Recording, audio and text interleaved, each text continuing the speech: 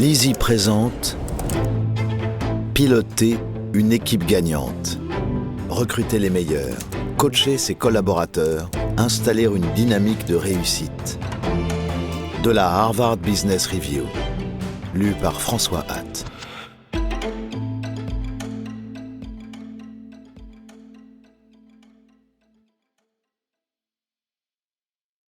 Préface de Caroline Montaigne, rédactrice en chef adjointe de Harvard Business Review France.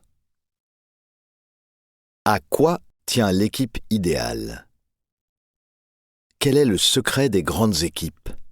Qu'est-ce qui rend un groupe d'individus plus performant qu'un autre ? Cela tient à quelques grands principes fondamentaux qui restent immuables malgré le temps qui passe, les crises qui se succèdent et des pratiques de travail qui, parfois, évoluent profondément avec la généralisation du télétravail depuis la pandémie de Covid-19, par exemple. Aujourd'hui, les équipes sont plus que jamais diversifiées, dispersées et digitales. Ces qualités rendent les individus et les organisations plus agiles, mais aussi, et c'est le revers de la médaille, la collaboration plus difficile. Les bases de l'efficacité des équipes ont été posées par Richard Hackman, un précurseur dans le domaine du comportement organisationnel qu'il a commencé à étudier dans les années 1970. En plus de 40 ans de recherche, il a découvert une notion révolutionnaire. La collaboration ne dépend pas de la personnalité, de l'attitude ou du comportement des membres d'une équipe, mais de certaines conditions favorables. 3 notamment sont essentielles pour garantir une réussite collective et exigent une attention particulière. Une direction claire qui dynamise, guide et engage ses membres avec des objectifs suffisamment ambitieux, sans être pour autant décourageant. Une structure solide qui s'appuie sur une répartition équilibrée des compétences au sein de l'équipe, des tâches et des processus bien pensés. Enfin, un cadre de travail adéquat disposant des ressources et des outils nécessaires. Si ces 3 conditions ouvrent la voie au succès, l'époque actuelle nécessite aussi d'insuffler un état d'esprit commun pour fédérer et créer de la proximité malgré la distance.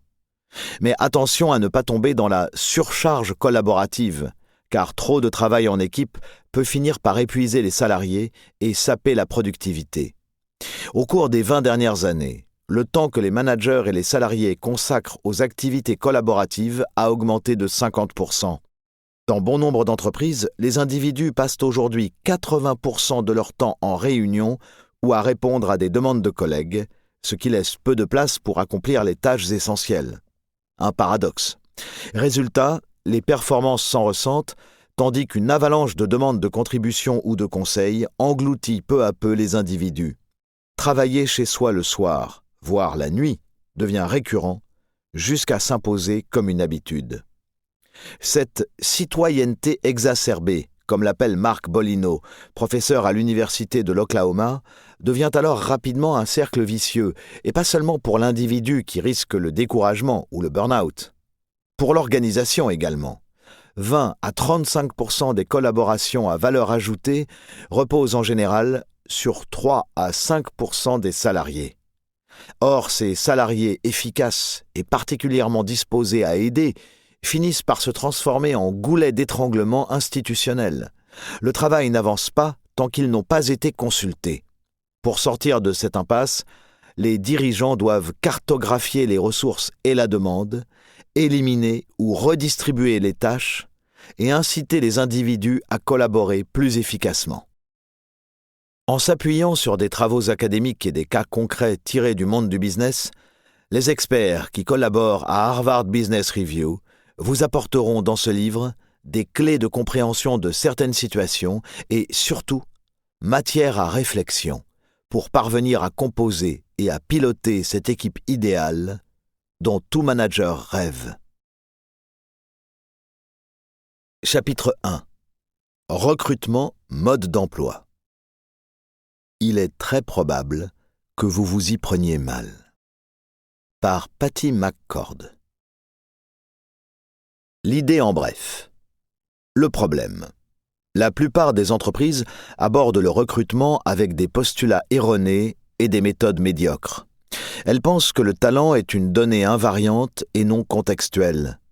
Elles n'arrivent pas à créer un vrai partenariat entre les recruteurs et les managers qui embauchent.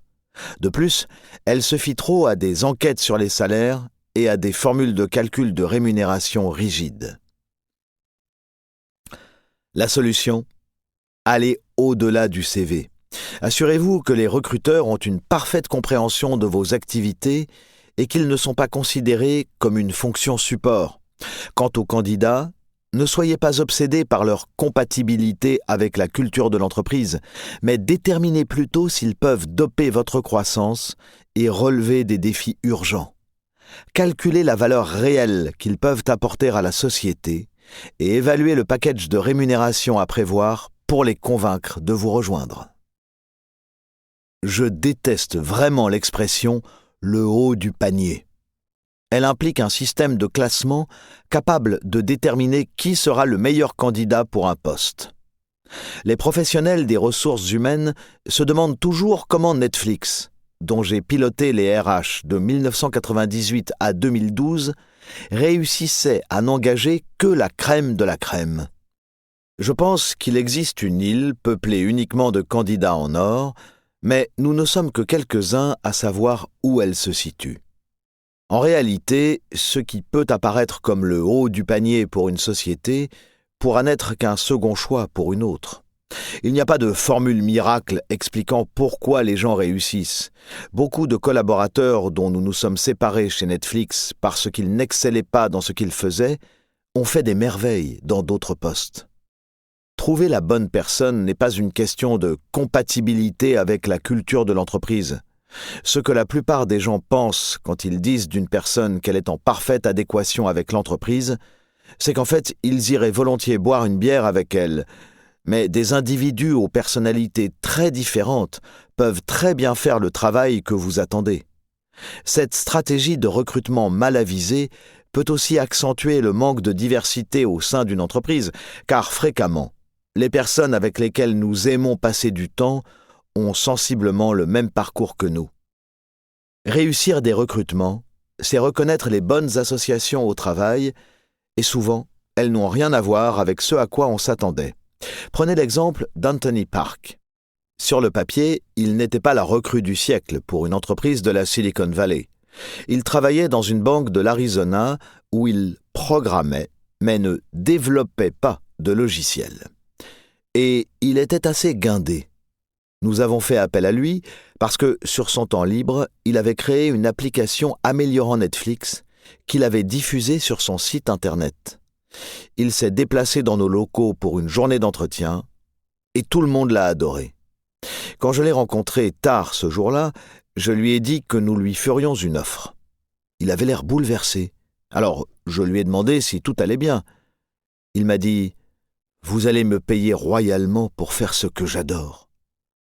Je me suis demandé comment il arriverait à trouver sa place au sein de l'équipe de choc qu'il allait rejoindre. J'espérais que cela ne l'épuiserait pas. Quelques mois plus tard, je participais à une réunion de son équipe. Tout le monde se disputait quand soudain Anthony a pris la parole. « Puis-je dire quelque chose ?»